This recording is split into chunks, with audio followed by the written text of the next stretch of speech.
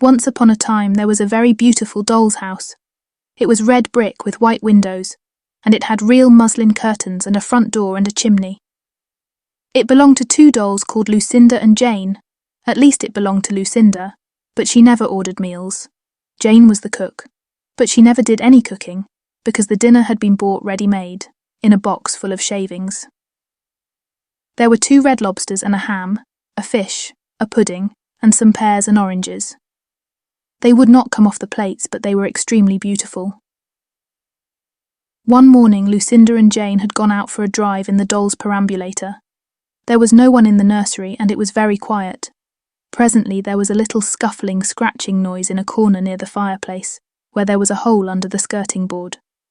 Tom Thumb put out his head for a moment, and then popped it in again. Tom Thumb was a mouse.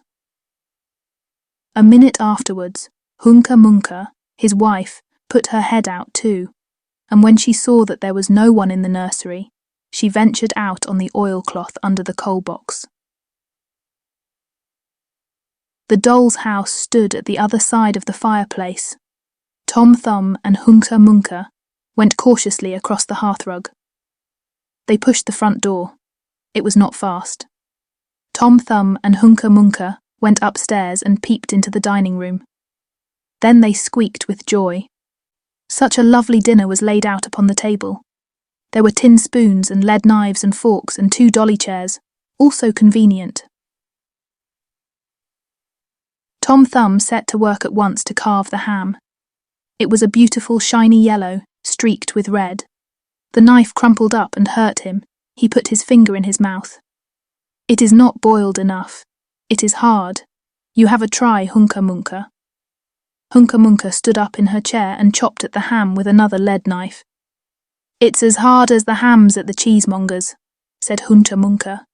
The ham broke off the plate with a jerk and rolled under the table. "Let it alone," said Tom Thumb. "Give me some fish, Hunca Munca." Hunca Munca tried every tin spoon in turn. The fish was glued to the dish. Then Tom Thumb lost his temper. He put the ham in the middle of the floor and hit it with the tongs and with the shovel. Bang, bang, smash, smash. The ham flew all into pieces, for underneath the shiny paint it was made of nothing but plaster. Then there was no end to the rage and disappointment of Tom Thumb and Hunca Munca. They broke up the pudding, the lobsters, the pears and the oranges. As the fish would not come off the plate, they put it into the red-hot crinkly paper fire in the kitchen, but it would not burn either. Tom Thumb went up the kitchen chimney and looked out at the top. There was no soot. While Tom Thumb was up the chimney, Hunca Munca had another disappointment. She found some tiny canisters upon the dresser, labelled rice, coffee, sago, but when she turned them upside down, there was nothing inside except red and blue beads.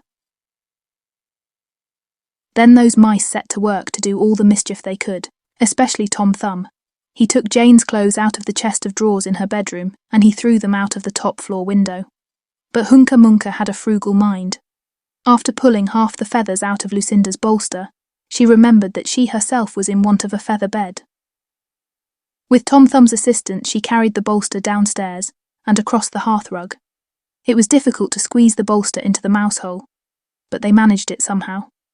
Then Hunca Munca went back and fetched a chair, a bookcase, a birdcage, and several small odds and ends.